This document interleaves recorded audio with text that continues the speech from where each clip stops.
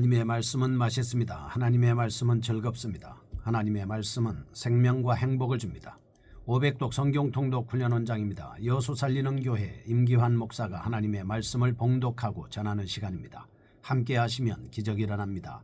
알람을 설정하시고 들으시면 좋겠습니다. 본방송은 유튜브에서 성경통독 임기환 검색하시고 구독하시면 계속되는 하나님의 말씀 업데이트를 통해서 은혜 받으실 수 있습니다. 오늘은 이사야 21장을 봉독하고 말씀을 전하겠습니다. 이사야 21장. 해변 광야에 관한 경고라. 적병이 광야에서 두려운 땅에서 내게 회오리 바람같이 못 울려왔도다. 혹독한 묵시가 내게 보였도다. 속이는 자는 속이고 약탈하는 자는 약탈하도다. 엘람이여 올라가고 메대여 에호사라. 그의 모든 탄식을 내가 그치게 하였노라 하시도다. 이러므로 나의 요통이 심하여 해산이 임박한 여인의 고통 같은 고통이 나를 엄습하였으므로 내가 괴로워서 듣지 못하며 놀라서 보지 못하도다. 내 마음이 어지럽고 두려움이 나를 놀라게 하며 희망의 서광이 변하여 내게 떨림이 되도다. 그들이 식탁을 베풀고 파수꾼을 세우고 먹고 마시도다. 너희 고관들아 일어나 방패에 기름을 바를지어다. 주께서 내게 이르시되 가서 파수꾼을 세우고 그가 보는 것을 보고하게 하되 마병대가 쌍쌍이 오는 것과 나귀떼와 낙타떼를 보거든 귀 기울여 자세히 들어라 하셨더니 파수꾼이 사자같이 부르짖기를 주여 내가 낮에 늘 망대에 서 있었고 밤이 새도록 파수하는 곳에 있었더니 보소서 마병대가 쌍쌍이 오나이다 하니 그가 대답하여 이르시되 함락되었도다 함락되었도다 바벨론이여 그들이 조각한 신상들이 다 부서져 땅에 떨어졌도다 하시도다. 내가 짓밟은 너여 내가 타작한 너여 내가 이스라엘의 하나님 만군의 여호와께 들은 대로 너희에게 전하였노라. 두마에 관한 경고라. 사람이 세일에서 나를 부르되 파수꾼이여 밤이 어떻게 되었느냐 파수꾼이여 밤이 어떻게 되었느냐 파수꾼이 이르되 아침이 오나니 밤도 오리라. 내가 물으려거든 물으라. 너희는 돌아올지니라 하더라. 아라비아에 관한 경고라. 드단 대상들이여 너희가 아라비아 수풀에서 유숙하리라. 대마 땅의 주민들아 물을 가져다가 목마른 자에게 주고 떡을 가지고 도피하는 자를 영접하라. 그들이 칼날을 피하며 뺀 칼과 당긴 활과 전쟁의 어려움에서 도망하였음이니라. 주께서 이같이 내게 이르시되 품굿에 정한 기한같이 1년 내에 게달의 영광이 다 쇠멸하리니 게달 자손 중 활가진 용사의 남은 수가 적으리라 하시니라. 이스라엘의 하나님 여호와의 말씀이니라. 이사야 21장입니다. 바벨론, 에돔, 아라비아에 대한 심판을 예언하고 있습니다. 13장에서 23장까지 말씀은 이스라엘의 주변국에 대한 심판을 예언하고 있습니다. 두 부분은 구조적으로 병행을 이루고 있습니다. 13장에서 20장까지 말씀은 바벨론에서 시작하여 애굽에서 끝나는 예언에 대한 말씀입니다.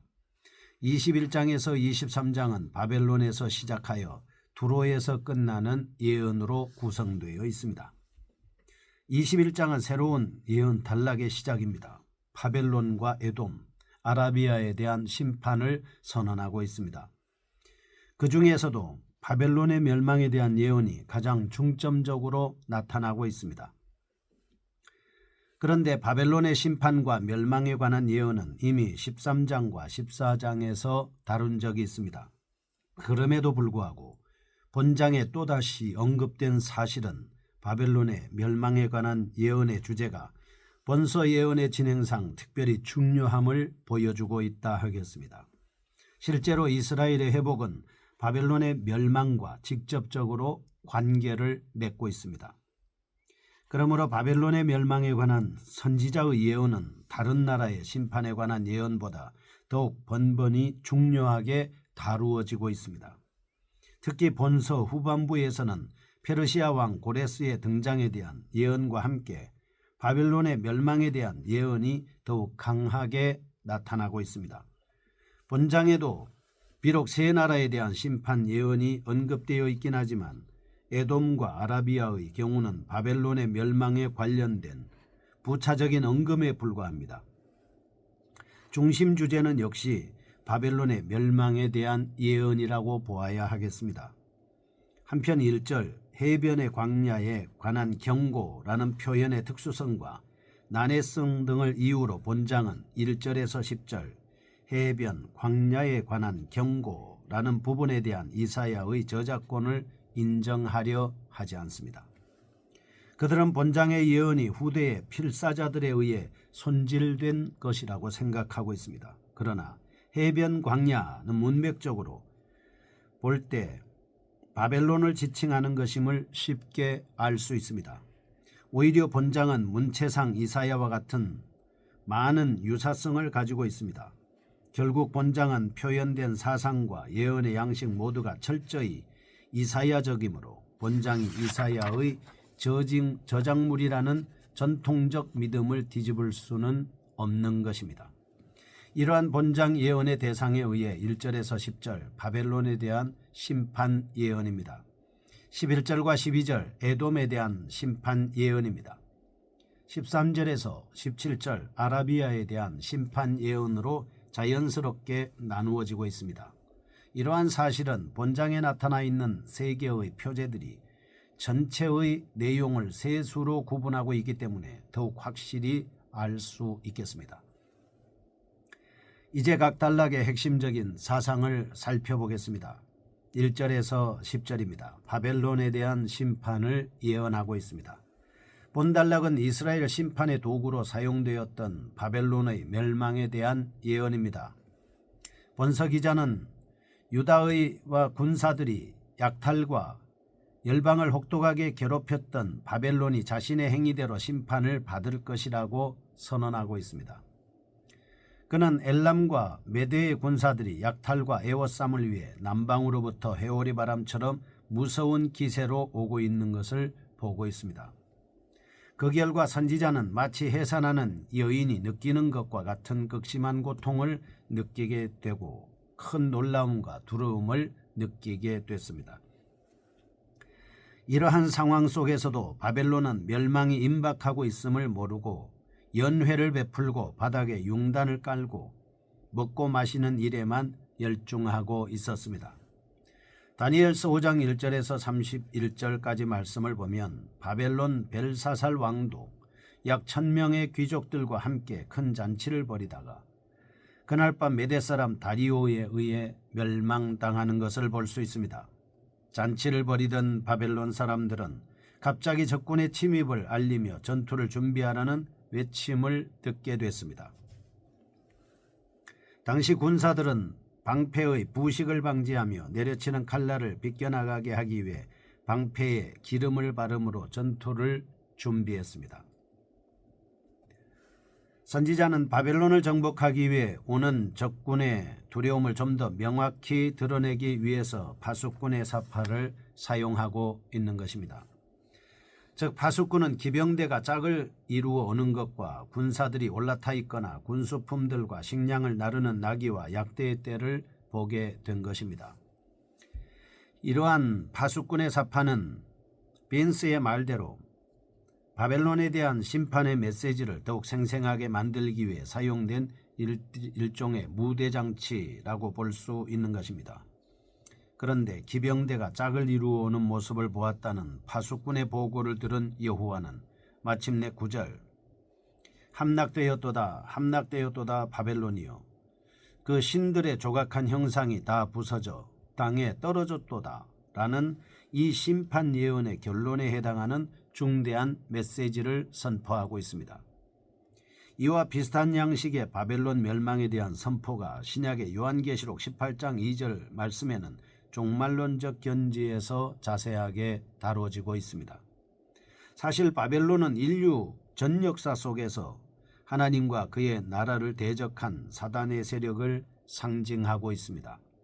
그러므로 선지자는 타락한 바벨론에 대한 심판을 선언함으로써 하나님을 대적하는 모든 세력에 대한 궁극적 승리를 선언하고 있는 것입니다.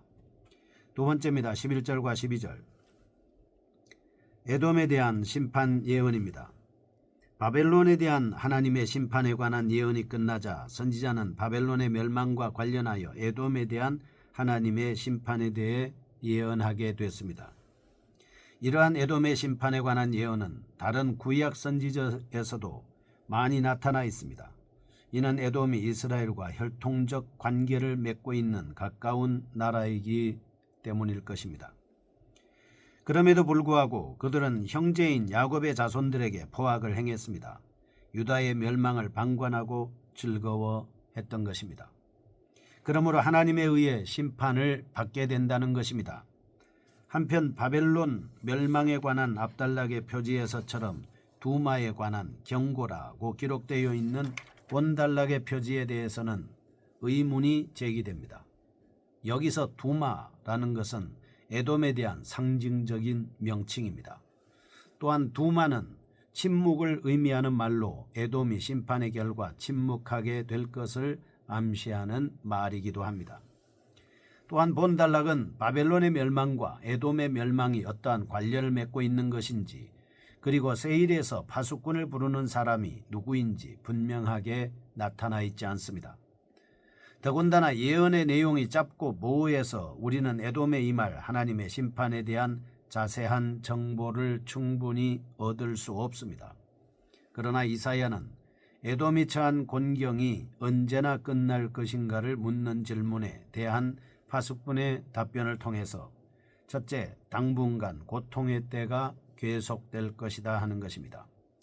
둘째, 하나님께서 에돔의 회개를 촉구하고 계신다는 사실을 명확하게 제시해 주고 있습니다. 세 번째입니다. 13절에서 17절 아라비아에 대한 심판 예언의 말씀입니다. 이제 예언의 대상은 바뀝니다. 본달락에서는 아라비아에 대한 심판이 예언되고 있습니다.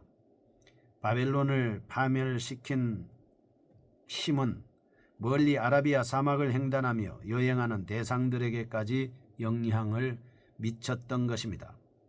선지자는 당시 두로까지 왕래하며 장사하던 에돔의 이웃 드단의 대상들에게 그들이 원래 동행했던 사막 지역에서 유숙하지 말고 보다 은밀한 숲속에서 유숙하라고 경고하고 있습니다. 또한 보다 안전한 장소로서 북서 아라비아의 오아시스인 데마라는 지역이 제시되고 있습니다. 그곳에서 데마의 거민들의 협조를 받아 잠시 피난하도록 권고하고 있는 것입니다. 왜냐하면 드단의 대상들이 침략을 당할 것이기 때문이었습니다. 여기서 선지자는 하나님께서 작정하신 이 심판의 결론을 선포합니다. 즉 1년 내내 게달 자손이 멸망하여 그들 중 소수의 할을 가진 용사만이 남을 것이라는 말씀입니다.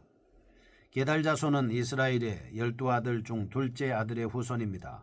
넓게는 아라비아에게 거하며 유목생활을 하던 이스라엘의 후손들을 의미하고 있다 하겠습니다. 선지자는 이 단락에서 지금까지 예언한 모든 말씀이 이스라엘의 하나님 여호와의 말씀임을 밝힘으로 본 예언을 마감하고 있습니다. 이상에서 우리는 다음과 같은 교훈을 발견할 수 있겠습니다. 첫째, 하나님의 심판의 때에 깨어있지 못하고 오히려 연락하며 쾌락을 사랑하는 자는 바벨론의 멸망을 때보다 오히려 더 비참한 최후를 맞게 될 것이다 라고 하는 것입니다. 둘째, 하나님은 바벨론의 신들을 바라시고 에돔과 아라비아의 백성들까지 판단하시며 심판하시는 분이시며 참신이시며 역사의 주인이십니다. 셋째, 그러므로 우리 그리스도인은 천지의 주제이신 하나님 앞에서 자신의 상태와 시대의 상황에 대한 바른 분별력을 가지고 올바르게 생활해 나가야 합니다. 거룩하신 아버지여, 하나님의 심판대를 준비하기 위해서 깨어있는 저희가 되게 하여 주옵소서. 언제인지 모를 하나님의 심판 앞에서 우리가 올바른 분별력을 가지고 생활할 수 있는 믿음을 주옵소서. 말씀 통독으로 늘 온전히 깨어있기를 원합니다. 예수님의 이름으로 기도합니다. 아멘. 여수 살리는 교회 임기환 목사였습니다. 지금 극동방송을 듣게 하세요. 기적이 일어납니다. 우리는 지금 생명을 전하고 있습니다.